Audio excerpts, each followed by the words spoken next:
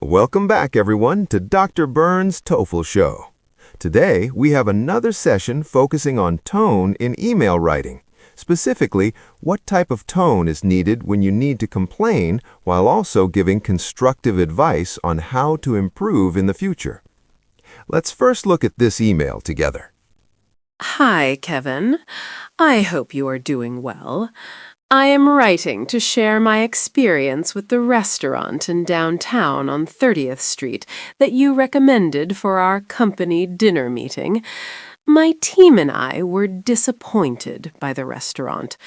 First, the service was way too slow. We waited about 40 minutes just to order our food, and there was no welcome drink or appetizer. Second, the food was horrible and unpleasant. I ordered tomato soup, and they served it cold. This shocked me. One of my coworkers ordered a rare steak, but they served her a well-done steak. That was a bad recommendation.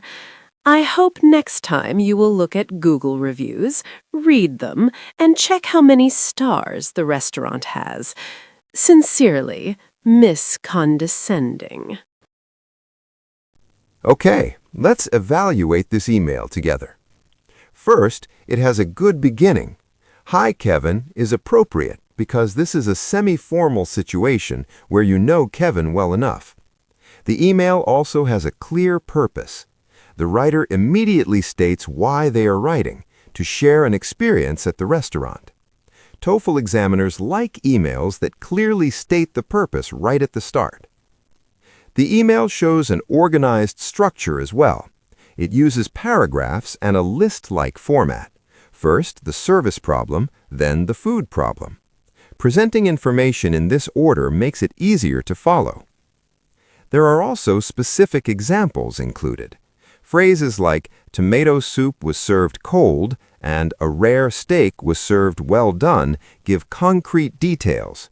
This is much better than just saying the food was bad because it provides evidence for the complaint. However, this email would not earn a top score because of its tone. The tone is rude and condescending. Words like horrible and unpleasant and that was a bad recommendation are too harsh. In TOEFL emails, even when you are complaining, the tone should be polite and neutral.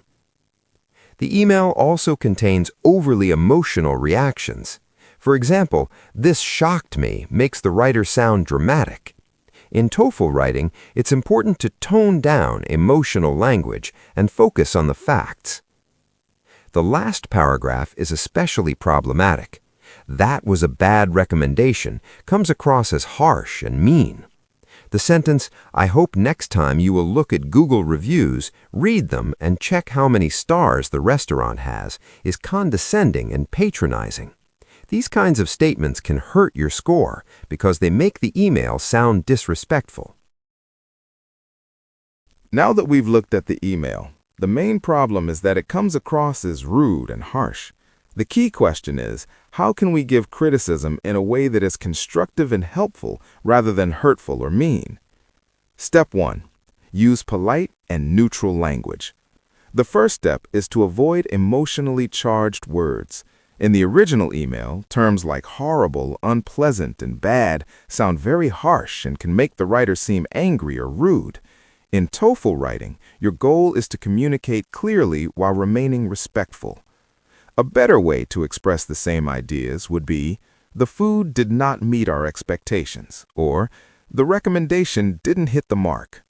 These phrases communicate disappointment without sounding mean, keeping the tone professional and polite.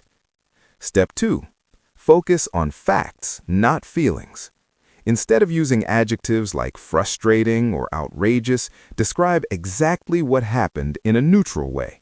Anyone can understand the frustration from the facts themselves. For example, "We waited 40 minutes before placing our order," or "We were not able to order a drink or appetizer while waiting."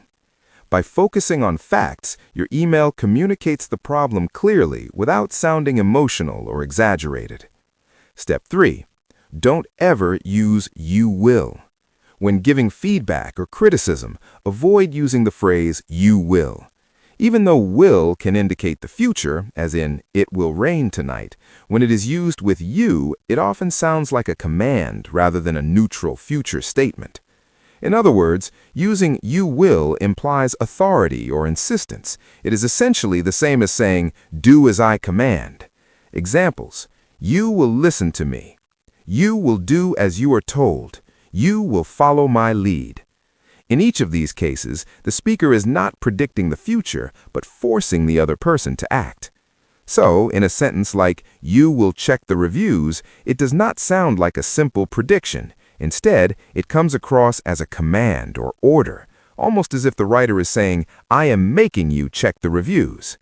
As a result, in an email to Kevin, using "you will" likely make him feel criticized, judged, or patronized, rather than guided or supported. Therefore, in polite or professional emails, especially for TOEFL, you should avoid "you will" because it makes your criticism sound harsh, condescending, and confrontational instead of constructive and helpful. Step 4. Use modal auxiliary verbs for polite advice. Instead of "you will," use modal verbs like could, might, or may to make your suggestions softer and more constructive. Examples: perhaps next time you could check reviews or ratings to ensure a better experience. Or, it might be helpful to look at menu options before recommending a restaurant in the future. Using modal verbs turns commands into suggestions, keeps the tone polite, neutral, and professional, and makes the email easier to receive, showing that you are offering guidance rather than criticism. Step 5. Acknowledge the other person's effort and say thank you. Finally, even when the result is bad, it's important to recognize the other person's effort. In this case, Kevin tried to be helpful by recommending a restaurant. The experience may not have gone well, but his intention was positive. Therefore, your email should acknowledge that effort. Saying thank you or showing appreciation helps soften the criticism and keeps the relationship positive.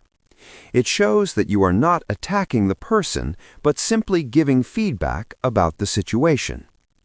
For example, "Thank you for the recommendation. I appreciate you trying to find a place for our team."